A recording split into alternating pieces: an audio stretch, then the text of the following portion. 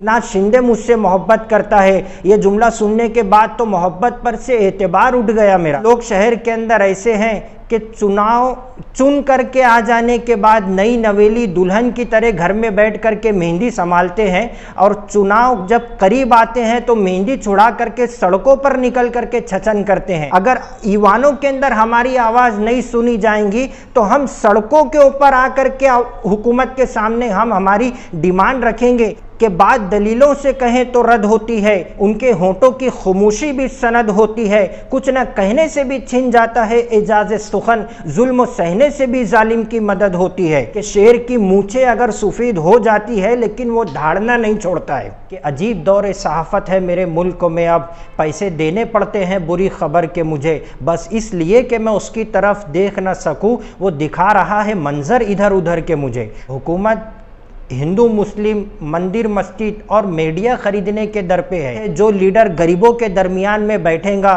गरीबों के साथ उठेगा बैठेगा तो अपनी कानों से सुनेगा वो कि गरीबी क्या कहती है। ना तो ये चाहिए था कि शहर के आमदार को इस तरफ नज़र सानी करनी चाहिए थी। देखिए, हम सब जानते हैं कि हम जिस मुल्क में रह रहे हैं हिंदुस्तान, वहाँ के हालात किस तरीके से तशवीशनाक होते जा रहे हैं।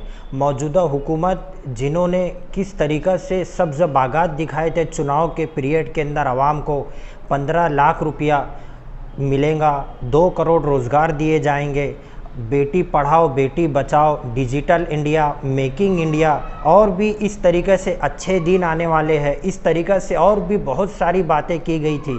लेकिन आज हालात उसके बिल्कुल ख़िलाफ़ है। क्या चल रहा है मुल्क के अंदर, हम खुद हमारी पेशानी की आंखों से देख रहे हैं। Rich to rich become and poor to poor become, अमीर अमीर तरीन होता चला जा रहा है और गरीब गरीब तरीन होता चला जा रहा है। आज बेरोज़गारी बढ़ रही है, पेट्रोल के दाम और डीजल के दाम हवाओं से बातें कर रहे हैं, महंगाई आसमान को छू रही है, गरीबों के लिए ज़िंदगी गुजारना अजीरन हो चुका है। ऐसे हालात के अंदर हुकूमत बात करने और बात सुनने के लिए तैयार नहीं है। हुकूमत हिंदू मुस्लिम मंदिर मस्जिद और मीडिया खरीदने के दर पे है। किसी ने कहा था कि अजीब दौर सहाफ़त है मेरे मुल्क में, अब पैसे देने पड़ते हैं बुरी खबर के मुझे, बस इसलिए कि मैं उसकी तरफ देख न सकूं, वो दिखा रहा है मंजर इधर उधर के मुझे। इस तरीक़ा के हालात चल रहे हैं मुल्क के अंदर। इसी के पेश नज़र हमारे मालेगांव शहर से मुंसलिक आज मालेगांव शहर, हमने माजी में भी ये बात कही थी कि मुतवस्सित तबके से ताल्लुक़ रखने वाले लोग शहर के अंदर ज़िंदगी गुजारते हैं, गरीबी सतह से नीचे दर्जे के अंदर शहर के अंदर लोग ज़िंदगी गुजारते हैं। आज गरीबों के लिए गौरानी अंडा भी सोने का होता है। ऐसे हालात के अंदर अगर शहर के गरीबों को राशन दुकानों से, उनके पास अगर पीला राशन कार्ड है तो भी और केसरी राशन कार्ड है तो भी उनको राशन दुकानों से अनाज मिलना चाहिए।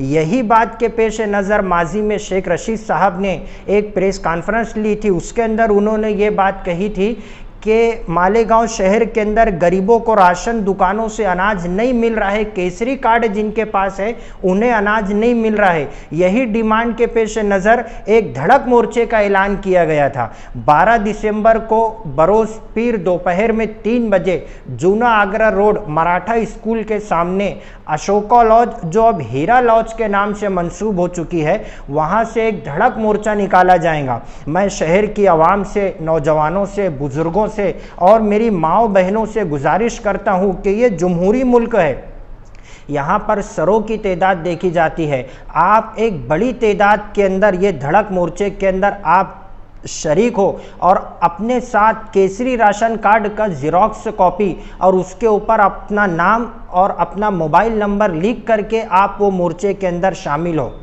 देखिए, हालात ऐसे हैं शहर के अंदर कि शेख रशीद साहब, अब जाहिर बात है जो लीडर गरीबों के दरमियान में बैठेगा, गरीबों के साथ उठेगा बैठेगा तो अपनी कानों से सुनेगा वो कि गरीबी क्या कहती है।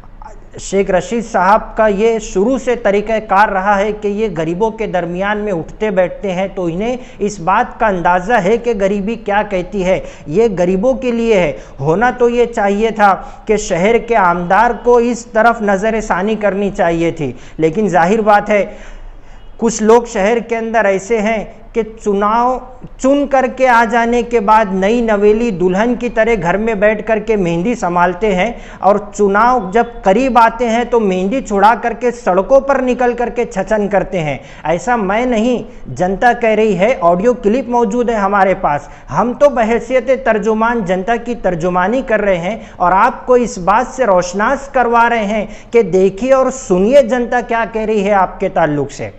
अब जाहिर बात है ये गरीबों का मसला है और हम मज़हब इस्लाम से ताल्लुक़ रखते हैं। हमारा मज़हब अगर जुल्म करने की इजाज़त नहीं देता है तो किसी न किसी दर्जे में जुल्म सहने की भी इजाज़त नहीं देता है।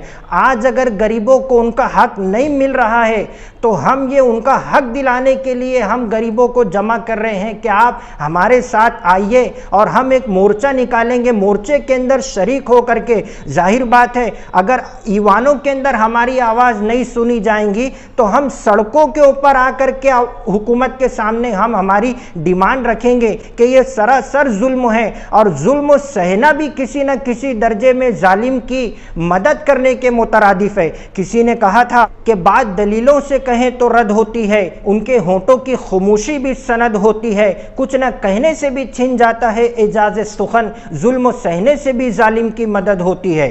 होना तो ये चाहिए था कि शहर के आमदार इस तरफ नजर सानी करते। इतनी बड़ी संख्या के अंदर इतनी बड़ी वोटों से चुन करके आए हैं और हिंदुत्व के नाम पर जिस सरकार की स्थापना हुई है उस सरकार के मंत्री दादा भूसे साहब से काफ़ी गहरे रफाकत है, काफ़ी गहरे ताल्लुकात है। तो शहर के आमदार को इस तरफ नजर सानी करनी चाहिए थी और हिंदुत्व के नाम पर चुन करके आ जाने के बाद हिंदुत्व के नाम पर जिस सरकार की स्थापना हुई उस सरकार के सीएम एकनाथ शिंदे के साथ अगर आप गाड़ी में घूम रहे हैं, इतने करीबी ताल्लुकात है, एकनाथ शिंदे साहब अगर आपसे मोहब्बत करते हैं, ऐसा मैं नहीं, वो कह रहे थे कि एकनाथ शिंदे मुझसे मोहब्बत करता है। ये जुमला सुनने के बाद तो मोहब्बत पर से एतबार उठ गया मेरा। तो जाहिर बात है अगर हुकूमत से इतने करीबी मरासिम और ताल्लुक आपके बने हुए हैं तो आप गरीबों की भी बात करिए, आप शहर के गरीबों की भी तरफ नजर सानी करिए।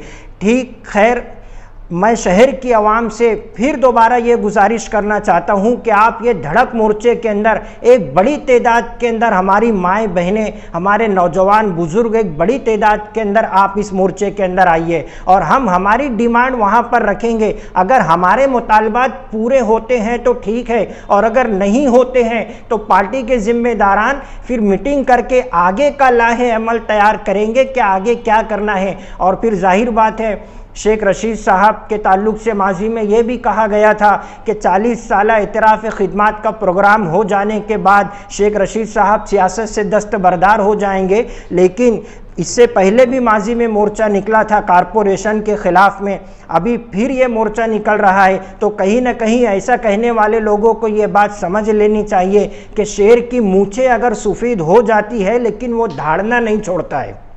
अगर हमारी ये धड़क मोर्चे से अगर हमारी डिमांड पूरी होती है तो ठीक है, नहीं तो आगे का लाहे अमल तैयार किया जाएगा।